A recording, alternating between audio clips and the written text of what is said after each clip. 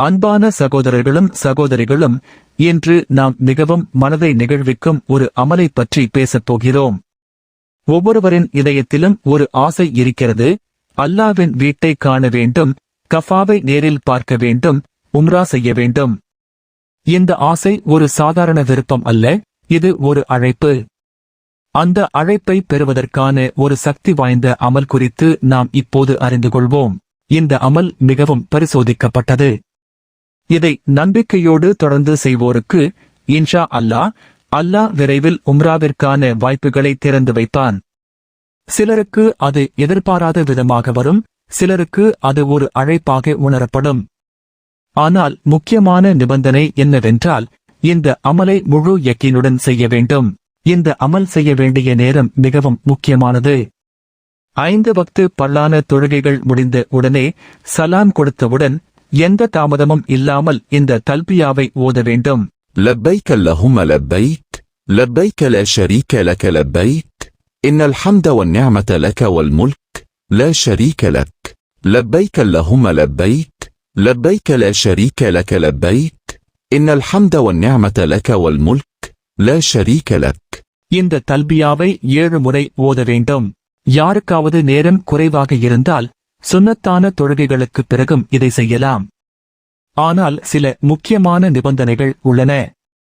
முதலில் நீங்கள் ஒழுவுடன் இருக்க வேண்டும். இரண்டாவது, கிப்லாவை நோக்கி அமர்ந்திருக்க வேண்டும். மூன்றாவது, உங்கள் இதயம் முழுவதும் நம்பிக்கையால் நிரம்பியிருக்க வேண்டும். நான்காவது, இது தொழுகைக்கு பிறகு உடனே செய்யப்பட வேண்டிய அமல், தாமதமாக செய்யக்கூடியது அல்ல. இந்த அமலைச் செய்யும் போது உங்கள் கண்களை மூடிக்கொண்டு நீங்கள் கஃபாவின் முன் சஜ்தாவில் இருப்பதாக மனதில் நினைத்துக் கொள்ளுங்கள். அந்த தருணத்தை உணருங்கள். அந்த புனித இடத்தில் நீங்கள் இருப்பது போல உணர்ந்து அந்த உணர்வுடன் தல்பியாவை ஓதுங்கள். உங்கள் உள்ளத்தில் ஒரு வேண்டுதல் இருக்க வேண்டும். யா அல்லாஹ், என்னை உன் வீட்டிற்கு அழை, எனக்கு உம்ரா செய்யும் பாக்கியத்தை அழி. இந்த உணர்வுடன் தல்பியாவை முடித்த பிறகு மனமார்ந்த துஆ செய்யுங்கள். தொடர்ந்து இதை செய்யுங்கள். தினமும் தவறாமல் அதே நம்பிக்கையுடன் செய்யுங்கள். நாம் நினைவில் கொள்ள வேண்டியது என்னவென்றால், செல்வம் இருந்தால் யாரும் பயணம் செய்யலாம். ஆனால் மக்பூலான உம்ரா செய்ய அல்லாஹ்வின் அழைப்பு அவசியம். அந்த அழைப்பை பெற இந்த அமல் ஒரு வழி. அன்பானவர்களே, இந்த அமலை நீங்கள் தொடர்ந்து செய்தால் இன்ஷா அல்லாஹ் உங்களுக்கு உம்ராவிற்கான வாய்ப்பை ஏற்படுத்துவான்.